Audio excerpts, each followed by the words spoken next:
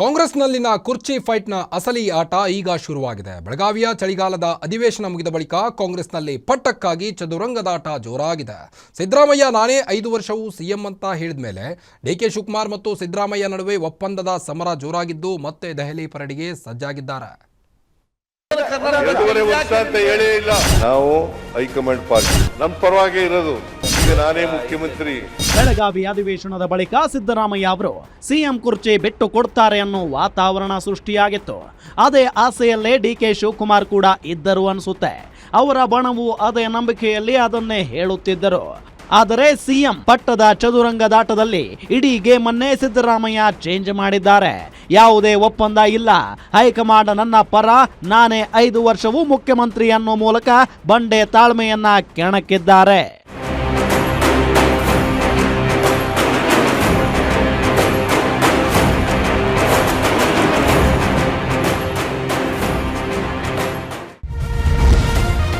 ಅಧಿಕಾರ ಒಪ್ಪಂದ ನಿಜ ಅಂತ ಡಿಕೆಶಿ ಪುನರುಚ್ಚಾರ.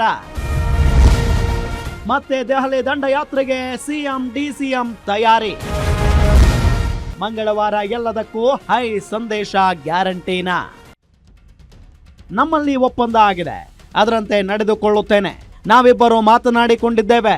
ಹೈಕಮಾಂಡ್ ಕೂಡ ಒಂದು ಒಪ್ಪಂದಕ್ಕೆ ಬಂದಿದೆ ಎಂದು ಡಿಕೆ ಶಿವಕುಮಾರ್ ಪುನರುಚ್ಚಾರ ಮಾಡಿದ್ದಾರೆ. ಒಪ್ಪಂದದ ಬಗ್ಗೆ ಹೈಕಮಾಂಡ್ ಸ್ಪಷ್ಟವಾಗಿ ಹೇಳಿದೆ. ನಮ್ಮಿಬ್ಬರಿಗೂ ಹೈಕಮಾಂಡ್ ಎಲ್ಲವನ್ನೂ ಹೇಳಿದೆ. ಇಬ್ಬರು ಹೈಕಮಾಂಡ್ ಭೇಟಿಗೆ ದೆಹಲಿಗೆ ಹೋಗ್ತಿದ್ದೇವೆ. ನಾವು ಕದ್ದು ಮುಚ್ಚಿ ದೆಹಲಿಗೆ ಹೋಗಲ್ಲ. ಇಬ್ಬರಿಗೂ ಹೈಕಮಾಂಡ್ ಸಂದೇಶ ಬಂದ ಕೂಡಲೇ ಹೇಳಿ ಹೋಗ್ತೇವೆ ಎಂದಿದ್ದಾರೆ. ನಿಮ್ಗೆ ತಿಳಿಸಿ ನಾವೇನು ಮಾಡಲ್ಲ. ನಾನಂತೂ ಕದ್ದು ಹೋಗಲ್ಲ. ನಿಮ್ಗೆ ತಿಳಿಸಿ ನಾವೇನು ಮಾಡಲ್ಲ. ನಾನಂತೂ ಕದ್ದು ಹೋಗಲ್ಲ. ನಿಮ್ಗೆ ತಿಳಿಸಿ ನಾವೇನು ಮಾಡಲ್ಲ. ನಾನಂತೂ ಕದ್ದು ಹೋಗಲ್ಲ. ಇನ್ನು ಮಂಗಳವಾರ ಡಿಸಿಎಂ ಡಿಕೆಶಿ ದೆಹಲಿ ಪ್ರವಾಸ ಫಿಕ್ಸ್ ಆಗಿದ್ದು, ಸಿದ್ದರಾಮಯ್ಯ ಮತ್ತು ಆಪ್ತರ ವಿರುದ್ಧ ರಿಪೋರ್ಟ್ ಕಾರ್ಡ್ ಹಿಡಿದು ವರಿಷ್ಠರ ಭೇಟಿಗೆ ನಿರ್ಧರಿಸಿದ್ದಾರೆ ಎನ್ನಲಾಗಿದೆ. ಸತೀಶ್ ಜಾರಕಿಹೊಳಿ ಡಿನ್ನರ್ ಪಾಲಿಟಿಕ್ಸ್ ಮಾಡಿ ದಾರಿ ತಪ್ಪಿಸುವ ಕೆಲಸವಾಗ್ತಿದೆ.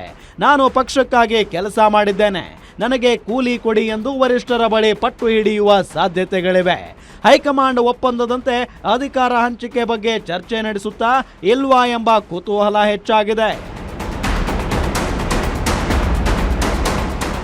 ಒಟ್ಟಾರೆ ಸಿದ್ದರಾಮಯ್ಯ ಮತ್ತು ಡಿಸಿಎಂ ಡಿಕೆ ಶಿವಕುಮಾರ್ ನಡುವಿನ ಶೀತಲ ಸಮರ ಈಗ ಮತ್ತಷ್ಟು ತಾರಕಕ್ಕೇರಿದ್ದು, ಕಾಂಗ್ರೆಸ್ ವರಿಷ್ಠರು ಯಾವ ನಿರ್ಧಾರಕ್ಕೆ ಬರ್ತಾರೆ ಅನ್ನೋದನ್ನ ಕಾದು ನೋಡಬೇಕಿದೆ.